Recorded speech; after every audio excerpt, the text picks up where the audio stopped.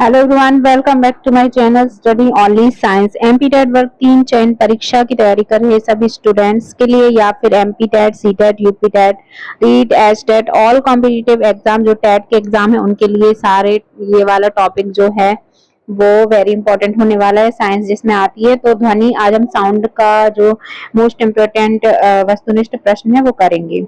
तो चलिए आज हम 60 प्रश्नों को कवर करते हैं और ये जो लेवल है वो 10th से 12th लेवल तक का है, 10th लेवल से, और एनसीईआरटी के क्वेश्चन मैंने इसमें शामिल किए हैं। पहला प्रश्न पे हम बढ़ते हैं। अगर आप पहली बार आए हैं चैनल पे तो सब्सक्राइब कर लीजिए और वीडियो को लाइक जरूर करिए, पूरा देखिए। सारे प्रश्न आप लोगों के लिए वेरी वेरी इंपॉर्टेंट हैं, ठीक है, ये याद रखिए। तो अब शुरू करते हैं हम बिना किसी देरी के पहले प्रश्न से। ध्वनि तरंगों की प्रकृति होती है, तो ध्वनि तरंगों की प्रकृति अनुदैर्ध्य होती है, ठीक है, अनुदैर्ध्य होती है ध्वनि तरंगों की प्रकृति। अगला प्रश्न है, निम्न में से कौन सा कथन ध्वनि तरंगों के लिए सत्य है? तो इनमें से कौन सा कथन है जो ध्वनि तरंगों के लिए सत्य है होता है? यह 0 डिग्री सेल्सियस पर इनकी चाल क्या होती है? 332 मीटर प्रति सेकंड होती है 0 डिग्री सेल्सियस पर। अगला प्रश्न है, अवश्रव्य तरंगों की आवृत्ति होती है, तो अवश्रव्य तरंगों की आवृत्ति होती है 20 हर्ट्ज से कम, ठीक है, 20 हर्ट्ज से कम। अगला प्रश्न है, पराश्रव्य तरंगे वे ध्वनि तरंगे हैं जिनकी आवृत्ति, पराश्रव्य तरंगे वे ध्वनि तरंगे जिनकी आवृत्ति 9 में से 20 किलो हर्ट्ज से अधिक होती है, ठीक है, वो पराश्रव्य तरंगे कहलाती हैं। अगला प्रश्न है, पराश्रव्य तरंगे मनुष्य द्वारा सुनी नहीं जा सकती, ठीक है, नहीं सुनी जा सकती पराश्रव्य तरंगे। नेक्स्ट प्रश्न है, पराश्रव्य तरंगों को सबसे पहले किसने सीटी बजाकर उत्पन्न किया था? तो सबसे पहले पराश्रव्य तरंगों को सीटी बजाकर उत्पन्न करने वाले वैज्ञानिक का नाम था गाल्टन, ठीक है, गाल्टन ने किया था। अगला प्रश्न है, शिकार परभक्षियों या बाधाओं का पता लगाने के लिए चमगादड़ अथवा डॉल्फिन किस परिघटना का प्रयोग करते हैं? तो ये क्या करते हैं? प्रतिध्वनि का निर्धारण करते हैं, ठीक है, प्रतिध्वनि का निर्धारण करते हैं। अगला प्रश्न है, कीड़ों तथा हानि पहुंचाने वाले तत्वों को घरों से दूर भगाने के लिए प्रयोग में लाया जाता है, तो कीड़ों को भगाने के लिए अल्ट्रासोनिक किरणों को प्रयोग में लाया जाता है, ठीक है, उन्हें क्या कहते हैं? अल्ट्रासोनिक, ठीक है। अगला प्रश्न है, ध्वनि का तात्व यानी कि पिच, जो तारत्व होता है, पिच होती है किस पर निर्भर करती है? तो ध्वनि की पिच जो है वो आवृत्ति पर निर्भर करती है, फ्रीक्वेंसी पर निर्भर करती है। नेक्स्ट है, विमानों के आंतरिक भागों की सफाई में किसका उपयोग किया जाता है? तो विमानों की आंतरिक भागों की जब सफाई होती है तो इसमें पराश्रव्य तरंगों का उपयोग किया जाता है। नेक्स्ट है, 20 हर्ट्ज से 20,000 हर्ट्ज बारंबारता की ध्वनि निम्नलिखित में से क्या होती है? तो ये ध्वनि कहलाती है श्रव्य या ऑडिबल ध्वनि, ठीक है, जिसे हम सुन सकते हैं। अगला है, तरंग का वेग यानी भी आवृत्ति n तथा तरंग दैर्ध्य लैम्डा में संबंध है, तो इसका जो संबंध होता है यानी कि सूत्र या समझ लीजिए आप लोग, ठीक है, तो इसका फॉर्मूला क्या होता है? v बराबर n लैम्डा, ठीक है। अगला प्रश्न है, चंद्रमा पर धरातल से दूर विस्फोट सुनाई नहीं पड़ता, तो चंद्रमा पर धरातल से दूर जो विस्फोट होते हैं वो सुनाई नहीं पड़ते हैं, क्यों? क्योंकि वायुमंडल की अनुपस्थिति होती है, और वायुमंडल की अनुपस्थिति में निर्वात में क्या है? ध्वनि तरंगों का जो वेव नहीं होता है। अगला प्रश्न है, चमगादड़ अंधेरे में उड़ सकती हैं क्योंकि चमगादड़ अंधेरे में क्यों उड़ सकती है? क्योंकि वे अति तीव्र ध्वनि तरंगे पैदा करती हैं जो उसका नियंत्रण करती हैं, ठीक है। अगला प्रश्न है, कथन ए है, चमगादड़ रात्रि में किसी वस्तु से बिना टकराए हुए ही उड़ता है, कारण क्या है? चमगादड़ों में इंफ्रासोनिक तरंगे निकलती हैं, तो इसका हमारा सही आंसर क्या हो जाएगा? इसका आंसर है ए सही है परंतु आर गलत है, ठीक है, तो सी ऑप्शन राइट हो जाएगा। नेक्स्ट प्रश्न है, वायु में ध्वनि की चाल 332 मीटर प्रति सेकंड होती है, यदि दाब बढ़ाकर दुगना कर दिया जाए तो ध्वनि की चाल होगी, अगर दुगना कर दें तो ध्वनि की चाल क्या होगी? 332 मीटर प्रति सेकंड। नेक्स्ट प्रश्न है, निम्न द्रव्यों में से ध्वनि सबसे तेज यात्रा करती है, तो ध्वनि सबसे तेज यात्रा किसमें करेगी? स्टील में, निम्न में से, ठीक है, ठोस में सबसे ज्यादा होगी।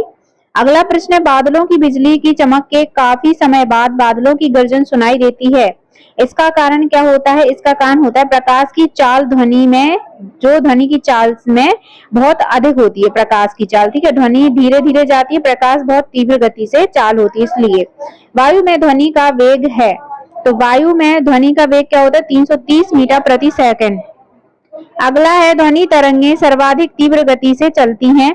ध्वनि तरंगे सर्वाधिक तीव्र गति से चलती हैं, इसका आंसर है ठोसों से, ठीक है। ध्वनि का वेग भिन्न भिन्न माध्यमों में समान कैसा होता है? ध्वनि का वेग भिन्न भिन्न माध्यमों में कितना कैसा हो सकता है? ये हो सकता है भिन्न भिन्न होता है और ठोस में सबसे अधिक होता है।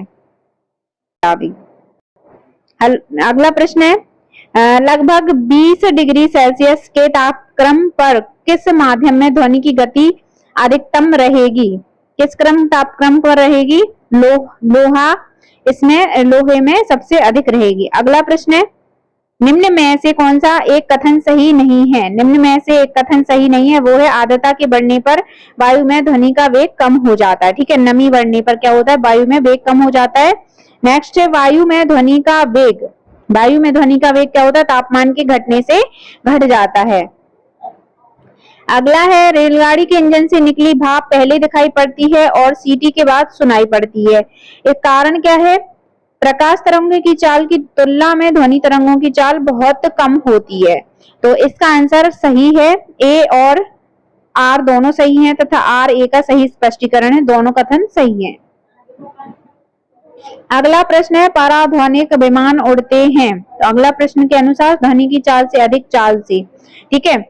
अगला प्रश्न है ध्वनि की चाल से अधिक चाल से, इस तरह से विमान सबसे अधिक तेजी से उड़ते हैं। वस्तु के वेग तथा उसी माध्यम से एवं उन्हीं परिस्थितियों में ध्वनि के वेग के अनुपात को कहते हैं, क्या कहते हैं? मैक संख्या, ठीक है, मैक संख्या कहते हैं। नेक्स्ट है मैक अंकों का प्रयोग वेग के संबंध में किया जाता है, तो मैक अंकों का प्रयोग वेग के संबंध में वायुयान में किया जाता है, वायुयान, ठीक है। नेक्स्ट है ध्वनि या ध्वनि प्रदूषण मापा जाता है, तो डेसिबल में, ध्वनि या ध्वनि प्रदूषण मापा जाता है डेसिबल में। अगला प्रश्न है साधारण बातचीत के ध्वनि की तीव्रता होती है, तो क्या होती है? 20 से 40 डेसिबल साधारण बातचीत में। अगला है ध्वनि की वह विशेषता जो एक मादा ध्वनि को नर ध्वनि से भिन्न कर दी है, क्या कहलाती है? तो वो कहलाती है तारत्व यानी पिच, ठीक है। नेक्स्ट है ध्वनि के किस लक्षण के कारण कोई ध्वनि मोटी या पतली होती है, तो किस लक्षण के कारण होती है? पिच के ही कारण, तारत्व के कारण। अगला है पुरुषों की अपेक्षा महिलाओं की आवाज अधिक तीक्ष्ण होती है, क्योंकि महिलाओं की आवाज का जो तारत्व होता है वो कैसा होता है? कम होता है या अधिक होता है? देखो पिच के कारण होता है बदला, लेकिन तारत्व उनका क्या होता है? अधिक होता है, पिच हाई होता है, ठीक है। अगला प्रश्न है एक युवक पुरुष की आवाज की तुलना में छोटे बच्चे की आवाज प्रिय क्यों लगती है? तो छोटे बच्चों की आवाज प्रिय इसलिए लगती है क्योंकि बच्चों की आवाज का तारत्व पुरुष की आवाज के तारत्व की तुलना में अधिक होता है। अगला है स्त्रियों की आवाज पुरुषों की अपेक्षा पतली होती है, क्योंकि स्त्रियों की आवाज क्या होती है? उनकी आवृत्ति क्या है? अधिक होती है, ठीक है। तो इसका आंसर हाँ, आवृत्ति अधिक होती है। अगला प्रश्न है यदि सितार और बांसुरी पर एक ही स्वर बजाया जाए तो उनसे उत्पन्न ध्वनि का भेद जो है निम्नलिखित में अंतर के कारण किया जा सकता है। जो अंतर है, भेद है, वो आवाज में कैसे किया जा सकता है? ये है केवल ध्वनि की गुणता के आधार पर। नेक्स्ट है निम्नलिखित में से कौन सा एक वायु में ध्वनि तरंगों द्वारा उत्पादित नहीं होता है? तो कौन सा एक है? वो ध्रुवण, ठीक है, जो वायु तरंगों द्वारा उत्पादित नहीं होता है, ध्रुवण। नेक्स्ट है ध्वनि तीव्रता की डेसिबल में वह अधिकतम सीमा जिसके ऊपर व्यक्ति सुन नहीं सकता, तो वो सीमा कौन सी है? 95 डीबी, ठीक है, 95 डेसिबल से ऊपर व्यक्ति सुन नहीं सकता। नेक्स्ट है निम्न में से किसके द्वारा सबसे अधिक ध्वनि प्रदूषण होता है? तो इनमें से सबसे ज्यादा ध्वनि प्रदूषण किससे होता है? हवाई जहाज की उड़ान भरना, यानी हवाई जहाज के उड़ने के कारण अधिक ध्वनि प्रदूषण होता है। नजदीक आती रेलगाड़ी की सीटी की आवाज बढ़ती है, जबकि दूर जाने वाली रेल के लिए यह घटती है। यह घटना का उदाहरण है, तो इसे हम क्या कहते हैं? डॉपलर प्रभाव, डॉपलर प्रभाव। अगला प्रश्न है एक अंतरिक्ष यात्री अपने सहपाठी को चंद्रमा की सतह पर सुन नहीं सकता, क्योंकि क्यों नहीं सुन सकता? क्योंकि इसका क्या है, ध्वनि प्रचारित करने का माध्यम नहीं होता है, इसलिए नहीं सुन सकता। अगला प्रश्न है, कौन सी प्रक्रिया प्रकाश और ध्वनि दोनों में घटित नहीं होती है? तो जो प्रक्रिया है वो ध्रुवण है, जो दोनों में घटित नहीं होती है। ऑप्शन नंबर बी, सी। अगला प्रश्न है, चिल्लाते समय व्यक्ति हमेशा हथेली को मुंह के समीप रखते हैं। तो चिल्लाते समय व्यक्ति जो है हमेशा हथेली को मुंह के समीप क्यों रखते हैं? क्योंकि उस स्थिति में ध्वनि ऊर्जा सिर्फ एक दिशा में इंगित होती है, ठीक है, इसलिए रखते हैं। नेक्स्ट है, डेसिबल इकाई का प्रयोग किया जाता है। तो डेसिबल इकाई का प्रयोग कैसे किया जाता है? ऊष्मा की तीव्रता के लिए किया जाता है। अगला है, प्रतिध्वनि का कारण है। तो प्रतिध्वनि का क्या कारण है? ध्वनि का परावर्तन प्रतिध्वनि का कारण है। नेक्स्ट है, स्पष्ट प्रतिध्वनि सुनने के लिए परावर्तक तल व ध्वनि स्रोत के बीच न्यूनतम दूरी होनी चाहिए। तो कितनी होनी चाहिए न्यूनतम दूरी? 17 मीटर न्यूनतम दूरी होनी चाहिए।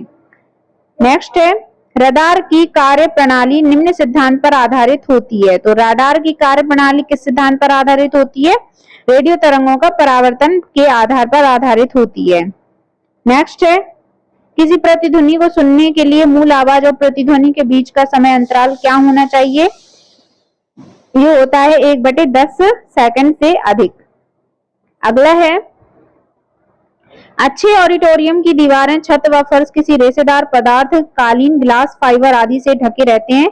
इसका उद्देश्य होता है, तो ऑडिटोरियम में ये इसका क्या उद्देश्य होता है ध्वनि का अवशोषण करके प्रतिध्वनि को रोकना, ठीक है। नेक्स्ट है, ध्वनि का प्रभाव मानव के कान में कितने समय तक रहता है? तो ध्वनि का प्रभाव जो समय तक रहता है वो होता है 1/10 सेकंड तक, ठीक है, इतने सेकंड तक रहता है। ध्वनि तरंगे किसके कारण प्रतिध्वनि उत्पन्न करती हैं? तो प्रतिध्वनि करती है परावर्तन के कारण उत्पन्न। अगला है, एक व्यक्ति को अपनी प्रतिध्वनि सुनने के लिए परावर्तक तल से कितनी दूर खड़ा रहना चाहिए? कितनी दूर खड़ा रहना चाहिए? 56 फीट दूर खड़ा रहना चाहिए। नेक्स्ट है, स्टेथोस्कोप ध्वनि के किस सिद्धांत पर कार्य करता है? तो ये सिद्धांत है जो परावर्तन के सिद्धांत पर कार्य करता है। नेक्स्ट है, प्रतिध्वनि तरंगों के डैश के कारण उत्पन्न होती हैं। जो प्रतिध्वनि तरंगे हैं वो किसके कारण उत्पन्न होती हैं? तो इसका आंसर है परावर्तन के कारण ही उत्पन्न होती हैं, ठीक है। नेक्स्ट प्रश्न है, सोनार अधिकांशतः प्रयोग में लाया जाता है। तो सोनार का प्रयोग नौ संचालनों में लाया जाता है, नौका संचालनों में, ठीक है, इनके द्वारा किया जाता है। नेक्स्ट है, अनुरणन काल तथा हॉल के आयतन के बीच संबंध का प्रतिपादन किया। तो ये किसने किया था? साबिन ने, ठीक है, सी ऑप्शन सही है। अगला है, डेड हॉल का अनुसरण यहाँ पे अनुसरण होगा, सॉरी, अनुसरण काल होता है। तो इसका काल कितना होता है? 0 सेकंड, ठीक है, 0 सेकंड। नेक्स्ट है, जब सेना पुल को पार करती है तो सैनिकों को एकदम से कदम मिलाकर ना चलने का निर्देश दिया जाता है। क्यों निर्देश दिया जाता है? क्योंकि पैरों के उत्पन्न से ध्वनि के अनुनाद के कारण पुल टूटने का खतरा रहता है। वेरी इंपॉर्टेंट प्रश्न है, इस पे वेरी इंपॉर्टेंट जरूर लगा लेना। नेक्स्ट है, हम रेडियो की घुंडी घुमाकर विभिन्न स्टेशनों के कार्यक्रम सुनते हैं, यह संभव है। तो ये किससे संभव है? अनुनाद के कारण संभव है, ठीक है। नेक्स्ट है, कहा जाता है कि जब तानसेन गाता था तो खिड़की के कांच या कांच के ग्लास के टुकड़े टुकड़े हो जाते थे। यदि संभव भी हो तो वह ध्वनि के किस गुण के कारण होगा? ठीक है, तो ये किस गुण के कारण होगा? अनुनाद के कारण। यहाँ पे हमारे प्रश्नों को समाप्त होते हैं। 7 प्रश्नों को हमने आज कवर किया और आई होप आप लोगों के लिए क्वेश्चंस, मुझे पता है कि होप नहीं, ये बिल्कुल ही इनमें से ही क्वेश्चन आएंगे। अगर इससे थोड़ा सा भी भाषा डिस्टर्ब होके बनेंगे तो भी आप लोगों के लिए बहुत ही हेल्पफुल रहने वाली है। तो वीडियो को लाइक करिए, शेयर करिए, मिलते हैं नेक्स्ट क्लास में।